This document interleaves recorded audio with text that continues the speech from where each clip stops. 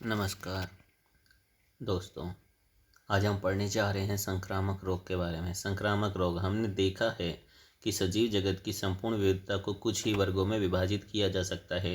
विभिन्न जीवों का वर्गीकरण कुछ सामान्य गुणों के आधार पर करते हैं। रोग उत्पन्न करने वाले जीव इनमें से अनेक वर्गों के अंतर्गत आते हैं। इनमें से कुछ वायरस, बैक्टीरिया, कुछ फंजाई, कुछ एकोसिक जंतु और प्रोटोजोआ हैं। कुछ रोग बहुकोशिक जीवों जैसे अनेक प्रकार के कृमि से भी होते हैं। वायरस से होने वाले सामान्य रोग हैं खांसी, जुखाम, इन्फ्लुएंजा, डेंगू बुखार और एड्स। कुछ रोग जैसे कि टाइफाइड, बुखार, हैजा, क्षय रोग तथा एंथ्रेक्स बैक्टीरिया द्वारा होते हैं। बहुत से सामान्य त्वचा रोग विभिन्न प्रकार की फंजाई द्वारा होते हैं। प्रोटोजोआ से मलेरिया तथा कालाजार नामक रोग हो जाते हैं। हम आंत्र कृमि संक्रमण से परिचित हैं। इसी प्रकार फीलपाउ नामक रोग भी कृमि की विभिन्न स्पीशीज द्वारा होता है। यह क्यों होता है? हम संक्रामक कारकों के इन वर्गों के विषय में सोचते हैं। इसका उत्तर यही है कि ये वर्ग उपचार की विधि निर्धारित करते हैं। इन वर्गों के प्रत्येक सदस्यों के जैविक गुणों में समानता है। जैसे उदाहरणतः सभी वायरस परपोषी की कोशिकाओं में रहते हैं, लेकिन बैक्टीरिया में ऐसा कम होता है। वायरस, बैक्टीरिया तथा फंजाई में गुणन अत्यंत तेजी से होता है। देखो, जैसे संक्रमित कोशिका से बाहर निकलते हुए SARS बैक्टीरिया चित्र में तीर द्वारा इंगित किया गया। चित्र में सफ़ेद रेखा 500 नैनोमीटर माप को दर्शाती है, जो 1 माइक्रोमीटर का आधा है। 1 माइक्रोमीटर 1 मिलीमीटर के 1000वें भाग के बराबर है। ये मापचित्र इस बात को दर्शाता है कि हम कितनी सूक्ष्म वस्तुओं को देख रहे हैं। स्टेफाइलोकोकाई बैक्टीरिया जो मुहासे का कारक है, ऊपर बाईं ओर की रेखा 5 माइक्रोमीटर माप को प्रदर्शित करता है। प्रोटोजोआ ट्रैपनोसोमा यह निर्धालु व्याधि का कारक है। ट्रोपनोसोमा को तस्तरी नुमा लाल कोशिका के साथ प्रदर्शित किया गया, जिससे आपको उसके आकार का पता चल सके। Copyright Oregon health and science university.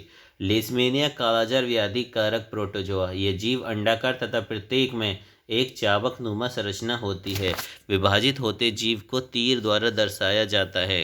गोल कृमि छोटी आंत में पाया जाता है। 4 सेंटीमीटर के स्केल की माप एक वयस्क गोल कृमि के आकार के अनुमान के लिए है, जबकि तुलनात्मक रूप से कृमि में गुणन मंद होता है।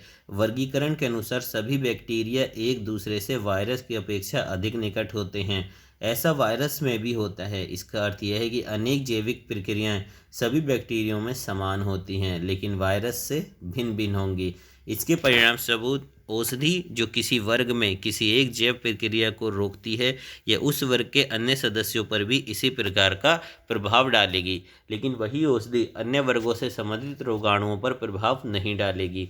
हम एंटीबायोटिक का ही उदाहरण लेते हैं। वे सामान्यतः बैक्टीरिया के महत्वपूर्ण जैव रासायनिक मार्ग को बंद कर देते हैं। उदाहरणतः बहुत से बैक्टीरिया अपनी रक्षा के लिए कोशिका भित्ति बना लेते हैं। पेनिसिलिन एंटीबायोटिक बैक्टीरिया की कोशिका भित्ति बनने वाली प्रक्रिया को बाधित कर देती है। इसके परिणाम स्वरूप बैक्टीरिया कोशिका भित्ति नहीं बना सकते और वे सरलता से मर जाते हैं। मानव की कोशिकाएं कोशिका भित्ति नहीं बना सकती, इसलिए पेनिसिलिन का प्रभाव हम पर नहीं होता। पेनिसिलिन ऐसे सभी बैक्टीरिया को प्रभावित करेंगे जिनमें कोशिका भित्ति बनाने की प्रक्रिया होती है। इस प्रकार बहुत से एंटीबायोटिक बैक्टीरिया की अनेक स्पीसीज को प्रभावित करते हैं, न कि केवल एक स्पीसीज को। लेकिन वायरस में ऐसा मार्ग नहीं होता और यही कारण है कि कोई भी एंटीबायोटिक वायरस संक्रमण पर प्रभावी नहीं है। यदि हम खांसी जुकाम से ग्रस्त हैं तो एंटीबायोटिक लेने से रोग की तीव्रता अथवा उसकी समयावधि कम नहीं होती। यद्यपि यदि वायरस संक्रमित खांसी जुकाम के साथ बैक्टीरिया संक्रमण होता है, तब एंटीबायोटिक का उपयोग लाभदायक होगा, लेकिन फिर भी एंटीबायोटिक बैक्टीरिया संक्रमण पर ही उपयोगी होगा, न कि वायरस संक्रमण पर।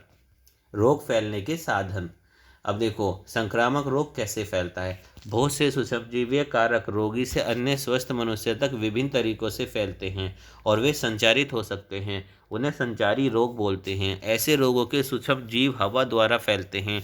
ऐसा तब होता है जब रोगी मनुष्य छींकता है अथवा खांसी करता है। उस समय छोटे छोटे बंदूक बाहर निकालते हैं जब उसके समीप कोई अन्य व्यक्ति हो तो श्वास द्वारा ये बूंदक उसके शरीर में प्रवेश कर लेते हैं। इनसे सूक्ष्म जीवों को नए संक्रमण का अवसर मिल जाता है।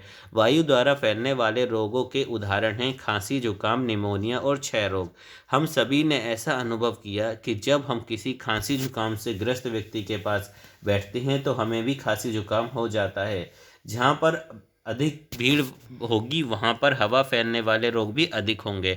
जल द्वारा रोग फैल सकते हैं जब संक्रामक रोग तथा हैजा से ग्रसित रोगों के अपशिष्ट पेयजल में मिल जाते हैं, और यदि कोई स्वस्थ व्यक्ति जाने अनजाने में इस जल को पी लेता है तो रोगाणु क्या होता है, एक स्वस्थ व्यक्ति में प्रवेश कर जाता है जिससे वह भी इस रोग से ग्रसित हो जाता है। ऐसे रोग अधिकतर साफ पेयजल ना मिलने के कारण फैलते हैं। छोटी छोटी बूंदक वायु वेग के साथ मिनटों में घंटों तक वातावरण में प्रभावित होती रहती हैं। लैंगिक क्रियाओं द्वारा दो लोग शारीरिक रूप से एक दूसरे के संपर्क में आते हैं। अतः यह आश्चर्यजनक नहीं है कि कुछ सूक्ष्मजीवी रोग जैसे सिफिलिस और एड्स लैंगिक संपर्क के समय एक साथी से दूसरे साथी में रोग, सामान्य संपर्क जैसे हाथ मिलाना अथवा गले मिलना, अथवा खेलकूद जैसे कुश्ती अथवा और कोई अन्य विधि जिसमें हम सामाजिक रूप से एक दूसरे के संपर्क में आते हैं से नहीं फैलते। एड्स लैंगिक संपर्क के अतिरिक्त रक्त स्थानांतरण द्वारा भी संक्रमित होता है। जैसे एड्स से ग्रसित व्यक्ति की रक्त स्वस्थ व्यक्ति को स्थानांतरित किया जाता है गर्भावस्था में रोगी माता से अथवा शिशु का स्तनपान द्वारा। हम ऐसे पर्यावरण में रहते हैं जिसमें हमारे अतिरिक्त अन्य जीव भी रहते हैं, इसलिए कुछ रोग अन्य जंतुओं द्वारा भी संचारित होते हैं। ये जंतुओं को रोगी से लेकर अन्य नए पोषी तक पहुंचा देते हैं। अतः ये मध्यस्थ का काम करते हैं जिन्हें रोगवाहक कहते हैं। सामान्यतः रोगवाहक मच्छर का एक उदाहरण है। मच्छर की बहुत सी ऐसी स्पीसीज हैं जिन्हें अत्यधिक पोषण की आवश्यकता होती है जिससे वे परिक्रम अंडे उत्पन्न कर सकें। मच्छर क्या होते हैं, उनके समतापी प्रणाली प्राणियों पर निर्भर करता है। इस प्रकार वे एक मनुष्य से दूसरे मनुष्य में रोग फैलाते हैं। व्यक्तिगत संपर्क द्वारा स्वस्थ व्यक्ति, वायु द्वारा परोक्ष संपर्क संक्रमित व्यक्ति, भोजन द्वारा मच्छर, कीट आदि। ठीक है। अंग विशिष्ट और ऊतक विशिष्ट अभिव्यक्ति विभिन्न साधनों द्वारा रोग उत्पन्न करने वाले सूक्ष्म जीव शरीर में प्रवेश करते हैं। फिर ये कहाँ जाते हैं? सूक्ष्म जीव की अपेक्षा शरीर बहुत बड़ा है, इसलिए हमारे शरीर में बहुत से स्थान, अंग, ऊतक आदि हैं जहाँ ये सूक्ष्म जीव जा सकते हैं। क्या सभी सूक्ष्म जीव एक ही अंग अथवा ऊतक में जाते हैं अथवा वे भिन्न भिन्न स्थानों पर पाए जाते हैं? सूक्ष्म जीव के विभिन्न स्पीसीज शरीर के विभिन्न भागों में विकसित होते हैं। ऐसा चुनाव उनके प्रवेश के स्थानों पर निर्भर होता है, और यदि ये हवा से नाक द्वारा प्रवेश करें तो ये फेफड़ों में जाएंगे, और ऐसा बैक्टीरिया से होने वाले क्षय रोग में होता है। यदि ये मुंह के द्वारा प्रवेश करें तो ये आहार नाल में रहेंगे, जैसे टाइफाइड रोग उत्पन्न करने वाले बैक्टीरिया, अथवा ये यकृत में जाएंगे, जैसे हेपेटाइटिस बैक्टीरिया जो पीलिया के कारक हैं। लेकिन सदैव ऐसा नहीं होता। HIV वायरस जो लैंगिक अंगों द्वारा शरीर में प्रवेश करता है, लसिका ग्रंथियों में फैलता है। मलेरिया उत्पन्न करने वाले सूक्ष्म जीव जो मच्छर के काटने से शरीर में प्रवेश करते हैं, वे यकृत में जाते हैं और उसके बाद लाल रुधिर कोशिकाओं में आते हैं। इस प्रकार जापानी मस्तिष्क जो होता है वो जोर उत्पन्न करने वाले वायरस भी मच्छर के काटने से शरीर में पहुंचता है, लेकिन यह मस्तिष्क को संक्रमित करता है। जिस ऊतक अथवा अंग पर सूक्ष्म जीव आक्रमण करता है, रोग के लक्षण तथा चिन्ह उसी पर निर्भर करते हैं। यदि वो फेफड़े पर आक्रमण करेगा तब लक्षण खांसी और जुकाम, कम सांस आएगी, और यदि यकृत पर आक्रमण होगा तब पीलिया होगा। यदि मस्तिष्क पर आक्रमण होगा तब सिरदर्द, उल्टी आना, चक्कर, बेहोशी आना आदि होगा। और यदि हम यह जानते हो कि कौन से ऊतक अथवा अंग पर आक्रमण हुआ है और उनके क्या कार्य हैं, तो हम संक्रमण के चिन्ह अथवा लक्षण का अनुमान लगा सकते हैं। संक्रामक रोग के ऊतक विशिष्ट प्रभाव के अतिरिक्त अनेक उनके अन्य सामान्य प्रभाव भी होते हैं। अधिकांशतः सामान्य प्रभाव इस पर निर्भर करता है कि संक्रमण में सामान्य प्रभाव इस पर निर्भर करते हैं कि संक्रमण से शरीर की प्रतिरक्षा तंत्र क्रियाशील हो जाए। एक सक्रिय प्रतिरक्षा तंत्र प्रभावित ऊतक के चारों ओर रोग उत्पन्न करने वाले सूक्ष्म जीव को मारने के लिए अनेक कोशिकाएं बना देता है। नए कोशिकाओं के बनने के प्रक्रम को शोध कहते हैं। इसकी परिभाषा आप लिखेंगे। इस प्रक्रम के अंतर्गत स्थानीय प्रभाव जैसे फूलना तथा दर्द होना और सामान्य प्रभाव जैसे बुखार होता है। अब क्या होता है, कुछ मामलों में संक्रमण के विशिष्ट ऊतक अति सामान्य प्रभाव को लक्षित करते हैं। उदाहरणतः एचआईवी संक्रमण में वायरस प्रतिरक्षा तंत्र में जाते हैं और इसके कार्य को नष्ट कर देते हैं। इस प्रकार एचआईवी एड्स से बहुत से प्रभाव इसलिए होते हैं क्योंकि हमारा शरीर प्रतिदिन होने वाले छोटे संक्रमणों को मुकाबला नहीं कर पाता। हल्के खांसी जुकाम से भी निमोनिया हो सकता है और इस प्रकार आहार नाल के संक्रमण से रुधिर युक्त प्रवाहिका हो सकता है। अंततः यह अन्य संक्रमण ही एचआईवी एड्स के रोगी की मृत्यु का कारण बनता है। हमें यह भी स्मरण रखना आवश्यक है कि रोग की तीव्रता की अभिव्यक्ति शरीर में स्थित सूक्ष्मजीवों की संख्या पर निर्भर करती है। यदि सूक्ष्मजीव की संख्या बहुत कम है तो रोग की अभिव्यक्ति भी बहुत कम होगी। यदि उसी सूक्ष्मजीव की संख्या बहुत अधिक है तो रोग की अभिव्यक्ति इतनी तीव्र होगी कि जीवन को भी खतरा हो सकता है। प्रतिरक्षा तंत्र एक प्रमुख कारक है जो शरीर में जीवित सूक्ष्मजीवियों की संख्या को निर्धारित करता है। इस विषय में हम इस अध्याय को अंत में पढ़ेंगे। उपचार के नियम। जब आप बीमार हो जाते हैं तो आपके कुटुंब के सदस्य क्या करते हैं? क्या आपने कभी सोचा कि आप कुछ समय सोने के बाद अच्छा क्यों अनुभव करते हैं? उपचार में दवाई का प्रयोग कब करते हैं? अब तक के ज्ञान के आधार पर ऐसा लगता है कि संक्रामक रोगों के उपचार के दो उपाय हैं। एक तो यह कि रोग के प्रभाव को कम कर दे और दूसरा रोग के कारण को समाप्त कर दे।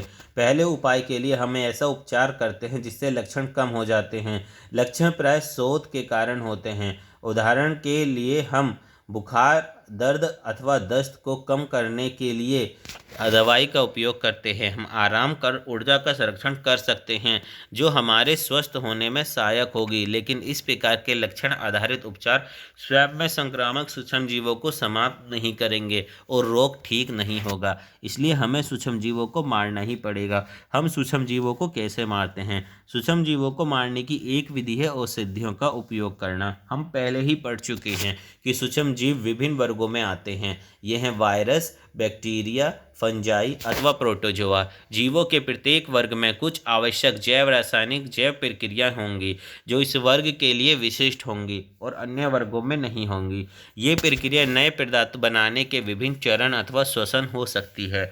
इन मार्गों का उपयोग हम नहीं करते। उदाहरण के लिए हमारी कोशिकाएं ऐसे प्रक्रम से नए पदार्थ बना सकती हैं जो पेट की बैक्टीरिया के प्रक्रम से भिन्न हो। हम ऐसी औषधि का उपयोग करना होगा जो हमारे शरीर को प्रभावित किए बिना ही बैक्टीरिया के संश्लेषी मार्ग को रोक सके। ऐसी एंटीबायोटिक से संभव है। इसी प्रकार कुछ औषधियाँ जो मलेरिया के परजीवी प्रोटोजोआ को मारती हैं। एंटीवायरल औषधि का बनना एंटीबैक्टीरियल औषधि के बनाने की अपेक्षा कठिन है। इसका कारण है कि बैक्टीरिया में अपनी जैव रासायनिक प्रणाली होती है जबकि वायरस में अपनी जैव रासायनिक प्रणाली बहुत कम होती है। वायरस हमारे शरीर में प्रवेश करता है और अपनी जीवन प्रक्रिया के लिए हमारी मशीनरी का उपयोग करता है। इसका अर्थ है कि आक्रमण करने के लिए अपेक्षाकृत कम वायरस विशिष्ट लक्ष्य होते हैं। इन सीमाओं के बावजूद अप्रभावशाली एंटी वायरल औषधियाँ भी उपलब्ध हैं। उदाहरण के लिए एचआईवी संक्रमण को नियंत्रित करने की विधि ठीक है। निवारण के सिद्धांत। अभी तक हमने यह पढ़ा कि किसी व्यक्ति में कोई रोग है तो संक्रमण से कैसे छुटकारा मिल सकता है। संक्रामक रोगों से छुटकारा पाने की 3 सीमाएं हैं। पहली ये कि यदि कोई एक बार बीमार हो जाए तो उनके शारीरिक कार्यों को बहुत हानि होती है और फिर वे पूरी तरह से स्वस्थ नहीं होते। दूसरी यह कि उपचार में लंबा समय लग सकता है अर्थात सही उपचार होने पर भी रोगी को बिस्तर पर लंबे समय तक आराम करना पड़ सकता है। तीसरी यह कि संक्रमित रोगी ऐसे अन्य व्यक्तियों में रोग की फैलाने को स्रोत बन जाए। इससे उपरोक्त कठिनाइयाँ और बढ़ जाएंगी। इसलिए रोगों का निवारण उपचार से अच्छा है। हम रोगों का निवारण कैसे कर सकते हैं? इसकी 2 विधियाँ हैं, एक सामान्य और दूसरी विशिष्ट। संक्रमण से बचने की सामान्य विधि है रोगी से दूर रहें। इससे हम संक्रामक सूक्ष्मजीवों से बचाव कर सकते हैं। यदि हम फैलने की औषधियों को जानते हैं तो हम बड़ी सुगमता से वातोड़ वायु द्वारा फैलने वाले सूक्ष्मजीवों से बचाव के लिए हम खुले स्थानों में रहें और भीड़ बड़े स्थानों पर ना जाएं। जलोढ़ जल सूक्ष्मजीवों से बचने के लिए हम साफ जल पिएं। इसके लिए आप पानी में स्थित सूक्ष्मजीवों को मारने के लिए उपाय कर सकते हैं। रोगवाहक सूक्ष्मजीवों से बचने के लिए हमें साफ पर्यावरण में रहना चाहिए। ऐसे वातावरण में मच्छर उत्पन्न नहीं होती अर्थात संक्रामक रोगों से बचने के लिए स्वास्थ्य आवश्यक है।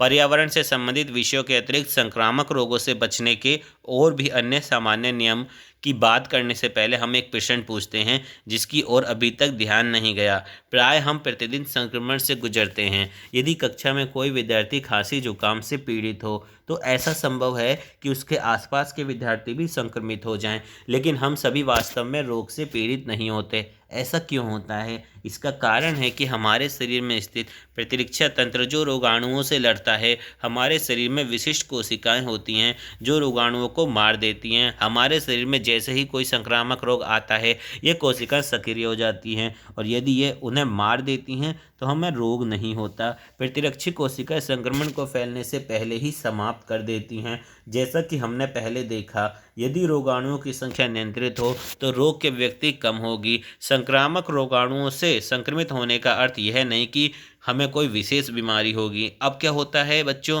कि गंभीर संक्रामक रोग प्रतिरक्षीय तंत्र की असफलता को इंगित करता है। प्रतिरक्षा तंत्र हमारे शरीर में स्थित अन्य तंत्रों की तरह सफल नहीं होगा यदि हमें पर्याप्त भोजन और पोषण प्राप्त ना हो। इसलिए संक्रामक रोगों में बचने के लिए मूल आवश्यकता उचित मात्रा में सबके लिए भोजन की उपलब्धता।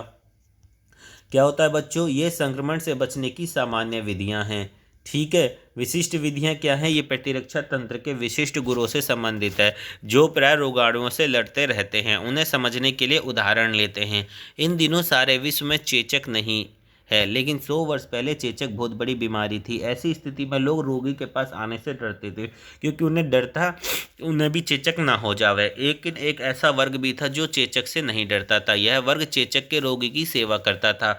यह वह वर्ग था जिन्हें बहुत भयानक चेचक हुआ था लेकिन फिर भी जीवित रहे, लेकिन उनके शरीर पर चेचक के बहुत से दाग थे। अर्थात यदि आपको एक बार चेचक हो जाए तो आपको चेचक रोग पुनः होने की संभावना नहीं होगी। इसलिए एक बार रोग होने पर उसी रोग से बचने की यह विधि है। ऐसा इसलिए होता है कि जब रोगाणु प्रतिरक्षा तंत्र पर पहली बार आक्रमण करता है तो प्रतिरक्षा तंत्र रोगाणु के प्रति क्या करते हैं? प्रतिक्रिया करते हैं और फिर इसका विशिष्ट रूप से स्मरण कर लेते हैं। इस प्रकार जब वही रोगाणु या उससे मिलता जुलता रोगाणु संपर्क में आता है तो पूरी शक्ति से उसे नष्ट कर देता है। इससे पहले संक्रमण की अपेक्षा दूसरा संक्रमण शीघ्र ही समाप्त हो जाता है। यह प्रतिरक्षण करण के नियम का आधार है। अब हम कह सकते हैं कि टीकाकरण का सामान्य नियम यह है कि शरीर में विशिष्ट संक्रमण प्रविष्ट होकर कराकर प्रतिरक्षा तंत्र को मूर्ख बना सकते हैं। वही उन रोगाणुओं की नकल करता है जो टीके के द्वारा शरीर में पहुंचते हैं। ये वास्तव में रोग नहीं करते, लेकिन वास्तव में रोग करने वाले रोगाणु उसके बाद रोग करने से रोकता है। अब क्या होता है? प्रतिरक्षा परंपरा के अनुसार भारतीय तथा चीनी चिकित्सा तंत्र में कभी कभी जानबूझकर चेचक से पीड़ित व्यक्ति तथा स्वस्थ व्यक्ति की त्वचा को आपस में रगड़ते थे। उन्हें इससे ऐसी आशा थी कि इसका कारण चेचक के मंद रोगाणु स्वस्थ व्यक्ति के शरीर में रोग के प्रति प्रतिरोधक क्षमता उत्पन्न कर देंगे। इसके कारण चेचक के मंद रोगाणु स्वस्थ वर्ग में प्रतिरोधक क्षमता उत्पन्न कर देंगे। 2 वर्ष पूर्व एक इंग्लिश चिकित्सक जिसका नाम एडवर्ड जर्नर था ने पता लगाया कि गवाले जिन्हें गो चेचक हुई उन्हें भी महामारी के समय भी चेचक नहीं हुई। गो चेचक मंद रोग है। जेनर ने जानबूझकर लोगों को गो चेचक दिया जैसा कि तस्वीर में दिखाया गया। इससे उन्हें पाया कि अब वे चेचक के प्रतिरोधी हैं। इसका कारण यह है कि चेचक का बैक्टीरिया गो चेचक के वायरस का निकट संबंधी है। लैटिन में काव का अर्थ है वक्का तथा काउपॉक्स का अर्थ है वैक्सीनिया। इस आधार पर हम वैक्सीन अर्थात टीका शब्द आया जिसे हम आजकल उपयोग करते हैं। ऐसे बहुत से टीके आजकल उपलब्ध है जो संक्रामक रोग का निवारण करते हैं और रोग निवारण का विशिष्ट साधन प्रदान करते हैं। टेटनस, डिप्थिया, कुकर खांसी, चेचक, पोलिया आदि के टीके उपलब्ध हैं। ये बच्चों की संक्रामक रोग से रक्षा करने के लिए सरकारी स्वास्थ्य कार्यक्रम हैं। ऐसे कार्यक्रम तभी सफल होते हैं जबकि ऐसी स्वास्थ्य सुविधाएं सभी बच्चों को प्राप्त हो। क्या आप इसका कारण सोच सकते हो कि ऐसा क्यों होना चाहिए? हेपेटाइटिस के कुछ वायरस जिसे पीलिया होता है पानी द्वारा संचारित होता है। हेपेटाइटिस ए के लिए टीका उपलब्ध है, लेकिन देश के अधिकांश भागों में जब बच्चे की आयु 5 वर्ष हो जाती है तब वह हेपेटाइटिस ए के प्रति रक्षी हो चुका होता है। इसका कारण यह है कि वह पानी के द्वारा वायरस के प्रभाव में आ चुका है। अब ये क्वेश्चनों के आंसर आप लिखेंगे। ठीक है बच्चों, तो धन्यवाद। जय माता दी।